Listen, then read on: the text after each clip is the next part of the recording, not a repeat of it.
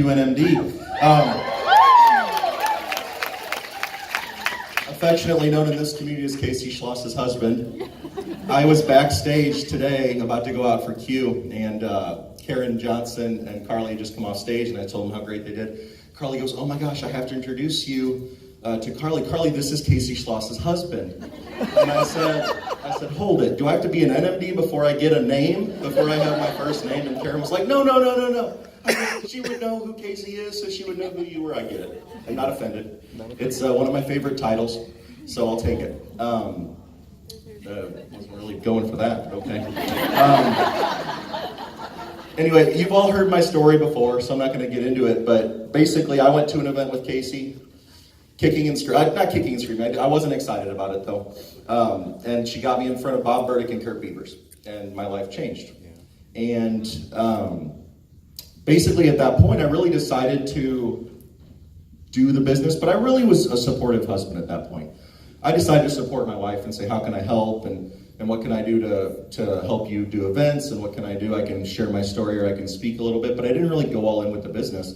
And it got to the point where I had to make a decision. Was I going to do this? Was I going to build my business? Or was I going to be a supportive husband? Which is great for all of you husbands who want to be a supportive husband. It's the best type of husband to be supportive. And I know that your wives and whoever your partners are grateful for that. But for me, I needed to step up my game. And I know a lot of people see me and probably think Casey built a second business and Casey got the business to Q and now Chris gets to take the recognition for it. I love you, honey, but that's not true. But to make the decision, a couple things had to happen. And I've gotten really close, become really close friends with Kurt Beavers over the last 4 years. And first time I saw him, I didn't know who he was, didn't get to say hi. There was a swarm of ladies who came in after he spoke. I didn't even get to introduce myself or anything. But what you realize is you have this moment of realization. You go spend time with Kurt. I probably see him 5, 6, 7 times a year, spend time with him. Get around his lifestyle. Go out on the boat. Hang out in the water. Watch him go back onto the boat for a Zoom call. Get back into the water and play. Watch him go back in the boat for a Zoom call. Get back in. And you have this moment when you get home or when you're on your way home and you realize I have to go back to my life now, my real life, where I have to go back to work and I have to not be doing cool stuff like that all the time. And it sucks. And it sucks when your daughter gets to the age where she says, "Daddy, don't go to work. I don't want you to go to work." That sucks. So I'm getting there. She's almost 4 now. She doesn't care 99% of the time I go to work, but the one time out of 100 she does, I don't want to go to work. And you realize, spending time with Sean Myers too. I go and play with him in a golf tournament every year, and you just get around the freedom and the lifestyle, and it's awesome. And I didn't want this business to be something where we downsize and we live in more power to everybody does it. I don't want to live in an RV. Sorry. I don't want to downsize. I don't want to cook at home because we can't afford to eat out because I quit my job. I want my lifestyle to not change. I want to live in a nice house. I want to drive a nice car. I want to give a lot of money to the church. I want to serve.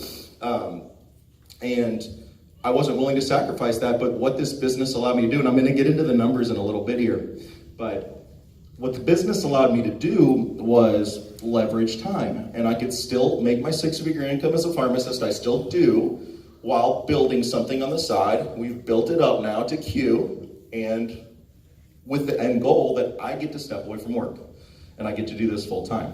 That might not be the picture for a lot of people, but it is for me. And I think that when you look at it practically, which I'm going to do in a minute, which a lot of guys want to do, a lot of husbands want to see, how practical is this for us? Why should I support you to do this?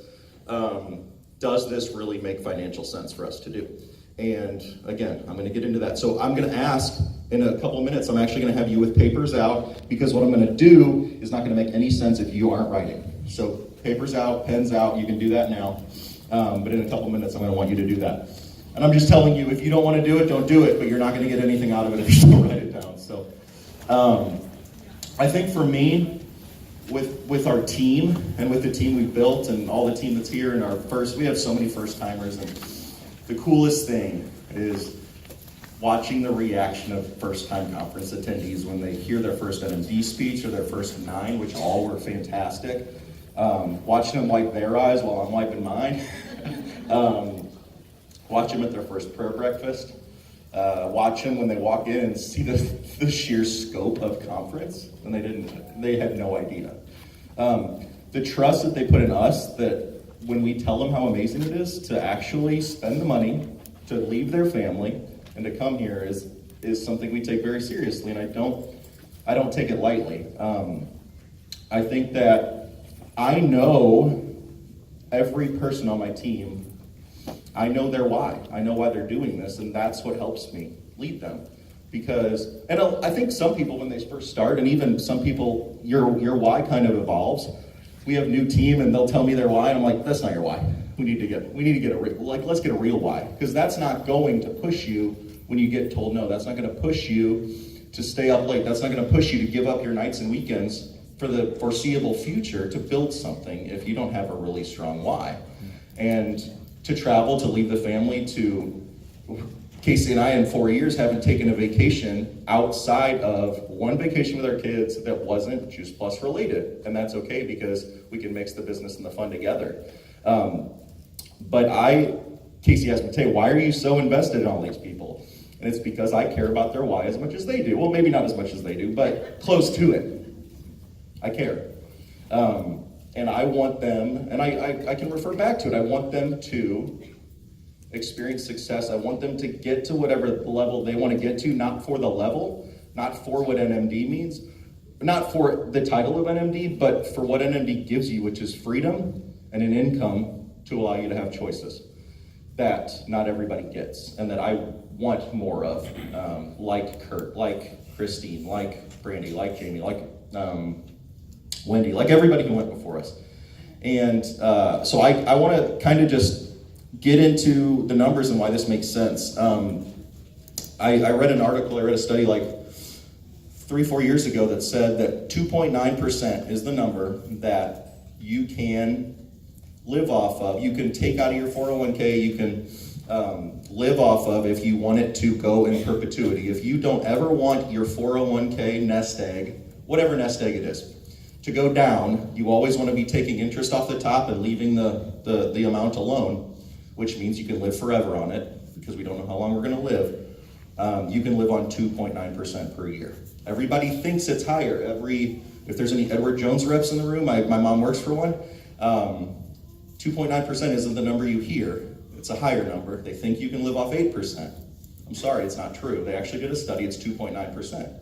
So, when you think about your monthly goal, whatever your income goal is, and that's to you, you get to decide that. When you think about what your monthly income goal is, write it down at the top of your paper, or wherever you are in your paper. What's your monthly income goal?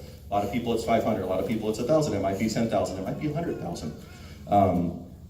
Per month, that's your goal, okay? Now, we're gonna multiply that by 12. So you might have to have your phones out. Please don't Facebook scroll, I'll know if you're doing it. Only for your calculator. Okay, so multiply that number by 12.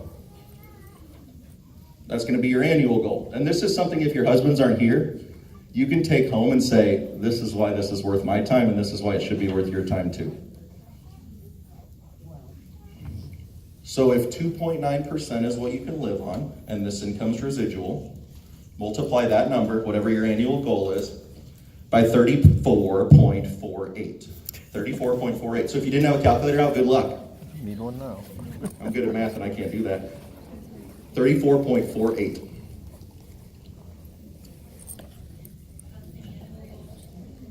Your annual, so you did your monthly, you multiplied by 12, which gave you your annual, multiply that by 34.48. Does that make sense? Everybody on the same page? That is what your nest egg would have to be for 2.9% of it to be your monthly goal. So if your monthly goal is $1,000, that means, let's say you build $1,000 a month paycheck in the next 6 months. You can tell your husband or your wife or whatever, I just put $413,760 in a 401k, you're welcome, in 6 months. Yep.